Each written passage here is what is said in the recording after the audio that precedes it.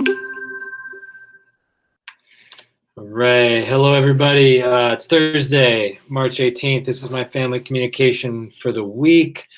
Starting off here with some pictures of our 7th graders tapping some maple trees here on the property. It's just kind of a hot topic. Maple sugaring has been something we're talking a lot about.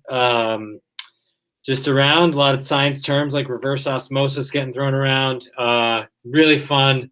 I've tapped some trees for the first time ever. I got about 4 tablespoons of syrup last weekend. Hopefully more this week. Really fun to talk about with everybody. A lot of expertise from our kids and our families around here. It's really, really great. Just want to share this. This is called the Jamboard. This is something we use a lot. And the 8th graders wrote down a positive impact from the pandemic. And you can see it just hasn't been all bad. Spending time with family, see a lot here.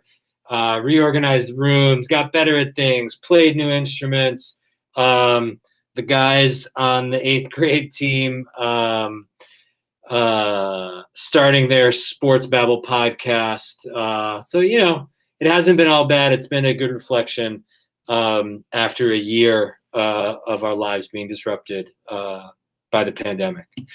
As always, our objectives this week, communicate our care and safety for students, alleviate as much fear and anxiety as we can just by answering questions and talking, and communicating our commitment to high quality and rigorous learning.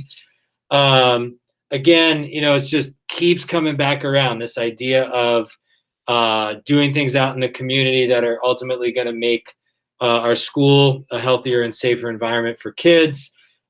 Please keep it up. We saw some things bubble up in the Stowe community this week that sort of had impacts in many different venues. Luckily, PAML was very minimally impacted. But please stay vigilant, wear a mask, wash your hands often, practice physical distancing, stay home when you're sick, travel only when it's essential. And this last bullet is new. Gather with only one household at a time. That's the guidance that I referenced in my letter last week. The guidance does allow gathering with one household at a time, not multiples. That really does cut down on the risk if it's just one at a time. Remember, layered defense. We've got to practice all of these things, not just one of them. The example is vaccines. Being vaccinated or being around people that are vaccinated does not eliminate the necessity for these other layers of defense. Please, as always, stay connected with us if you can't be with us here at school for any reason. Our student-led conferences are tomorrow. Some are being held right now even. You can still sign up. Call the office. Get on one of these links. Love to meet with your student and family members. Just a reminder, no school for students tomorrow. We dismissed at noon today. Similar schedule as today on April 2nd.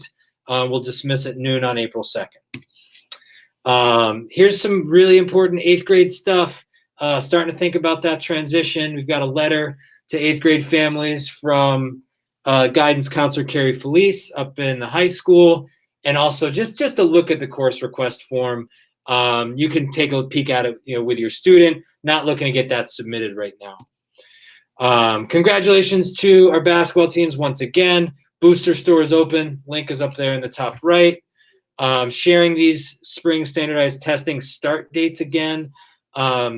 I firmly believe that it's the right thing to do for our students who are with us in person to take the SBAC. It's going to give us really good baseline data on our academic recovery as we go forward. I mentioned it in my letter. Really startled about the news this week out of Atlanta. I've included some resources here to help you process that information, that event with your student. Shout out to Dan Morrison at Stowe Middle School for helping put this together. I'm leaving this slide up here. I know it's on everybody's mind. still sort of waiting on a change in guidance from the Agency of Education around 3 feet, 6 feet for 7th and 8th graders. Once that happens, we'll have a plan ready to go in place. Repeating this slide here, just really cool art that really shows how teens are processing this last year. If your teen or slightly preteen has some art to share, I'd love to see it. I'd be happy to share it here. Thanks a lot. Keep the questions coming. Haven't had any in a while. Be safe out there and enjoy your weekend.